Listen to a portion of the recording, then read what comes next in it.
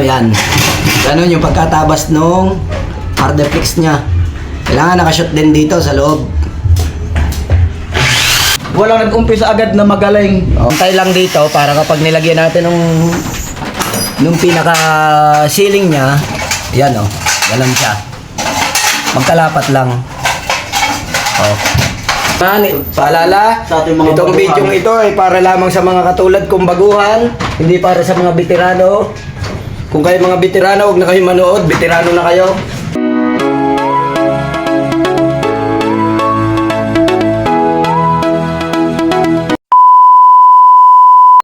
Isang magandang araw po sa ating lahat. Bali ito'y pangalawang araw. Pangalawang araw ng paggawa natin dito sa Kisame. Ito po.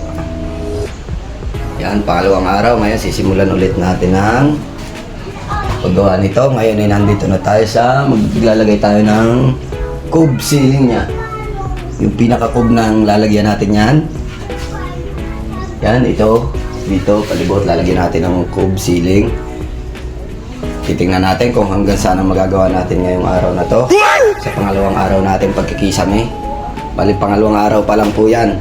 Pero may nakikita na. Yan o. Yan. Okay.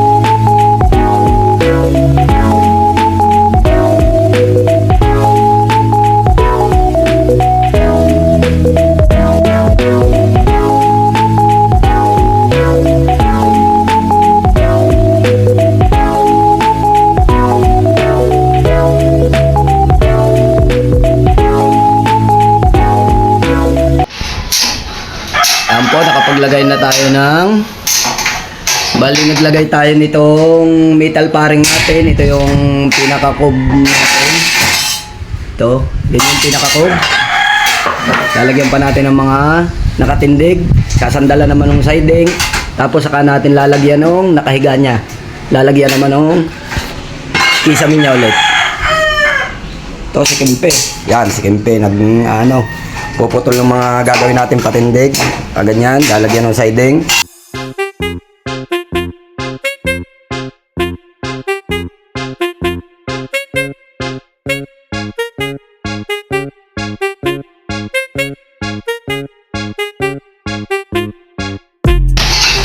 Ayan po, nandito naman tayo. Naglagay tayo ng pinaka-ceiling niya. Ito. Yan, ceiling niya. Inuna natin yung siding niya, yung siding. Inuna natin yung siding dahil pagka inuna natin yung pinaka-ceiling niya, mahihirapan tayo. Pantay lang dito para kapag nilagyan natin nung pinaka-ceiling niya, yan o, ganun siya. Magkalapat lang. Oh. Lapat lang siya oh. Oh, ganun lang siya. Oh, lahat yan, ganun ang gagawin natin. Ito po. Unahin natin ikabit itong siding niya sa kublay. Ayan. Pag mayroon na tayo niyan lahat, ito, wala pa rin ito. Saka pa lang natin lalagay ito kapag nilagay na natin tong siding. Yan. Para hindi tayo mahirapan dahil sa ilalim tayo. Dito tayo sa ilalim magmumula, pataas. Dahil kapag dito tayo maglalagay sa ibaba, hindi natin may shoot yan, mahaba. Yun, ganito po yan, oh. Kailangan ganito. Dagdag kaalaman, paalala, itong video ito ay para lamang sa mga katulad kong baguhan, hindi para sa mga veterano. Kung kayo mga veterano, huwag na kayo manood, veterano na kayo. Yun na lamang iba. Pa-comment niya sa mga veterano. Yung mga veterano, shoutout sa inyo. Pa-comment kung ano Pero sa tama mga na. katulad nating mga bago pa lamang tayong mga nagsisimula sa ganitong mga gawain, pagpatuloy lamang natin, huwag tayong susuko, hayaan natin sila. Yan. Ika nga, walang nag-umpisa agad na magaling. Anong sabi? Ano sabi? Walang nag-umpisa agad na magaling. Oh. Paano masabi? Oh, puro ano? Puro bulaw. Yun. Oh, ayun, nakita nyo na. Wala nag-umpisa agad na magaling. Sa mga tulad namin, mga baguhan, yan, para sa atin lahat ito. Pero sa mga veterano, bahala na kayo. May kanya-kanya kayong buhay. Gawin nyo yun sa inyo.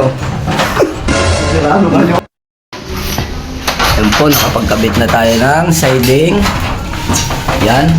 Lahat nakabitan na natin ng siding. Ngayon, saka natin lalagyan ng mga papaganito niya. Balagbag. Yun, parang ganun. Yan. Parang ganyan. Oh. Ito po. Oh, ito, mga ganito. Yan. Oh, muling paalala, ito po ay para sa ating mga baguhan, hindi po para sa mga veterano. Shout out sa inyo. Ito dahil nakapaglagay na tayo ng siding natin, ito naman nilalagay natin. Ito na. Yan. Ito na yan. Oh, ito lahat. Lahat yan, parang ganito. Lahat hanggang doon. Doon. Yan, pati yan, lahat. Tapos itong ganito natin, kailangan pantay. Ito, kailangan pantay ito. Tapos itong sa loob niya, tingnan nyo yan. Ganun yung pagkatabas nung hardeflex niya.